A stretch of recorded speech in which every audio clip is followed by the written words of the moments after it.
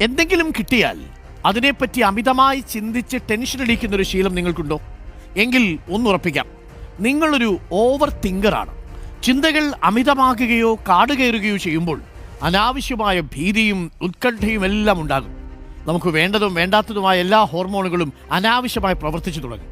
പതിയെ അത് നിങ്ങളെ വിഷാദ രോഗത്തിലേക്ക് വരെ നയിക്കും. അമിത ചിന്തയെ മറികടക്കാൻ നിങ്ങൾ അറിഞ്ഞിരിക്കേണ്ട ചില യാഥാർത്ഥ്യങ്ങളുണ്ട്. ഒരു പ്രതിസന്ധി വരുമ്പോൾ ആവലാതികൾ ഒരുപാടുണ്ടാകും. ആ പ്രശ്നം മൂലമുള്ള കുഴപ്പങ്ങൾ ചിലപ്പോൾ 1% മാത്രമേ ഉണ്ടാവൂ. ബാക്കി 99% ഈ അനാവശ്യ ആവലാതികളായിരിക്കും. അതുകൊണ്ട് ഏതു പ്രശ്നവും അങ്ങനെ അങ്ങ് തലപോകുന്ന കാര്യമല്ലെന്ന് മനസ്സിനെ ബോധ്യപ്പെടുത്തണം. അമിതമായി ചിന്തിച്ചതുകൊണ്ട് നിങ്ങളുടെ ഭാവി ശോഭനമാകുമോ? കഴിഞ്ഞ കാലം മെച്ചപ്പെടാനോ ഒന്നും പോകുന്നില്ല. കയ്യിലാകെയുള്ളത് ഇപ്പോഴുള്ള ഈ നിമിഷമാണ്. വർത്തമാനത്തിൽ ആസ്വദിച്ച് അങ്ങ് ജീവിക്കുക തന്നെ. എത്ര മനോഹരമാണ് ഈ ലോകം എന്നൊക്കെ ഇടയ്ക്ക് ചിന്തിക്കണം. മധുര മനോഹര ജീവിതം സുന്ദരമായി തന്നെ ജീവിച്ചു തീർക്കണം.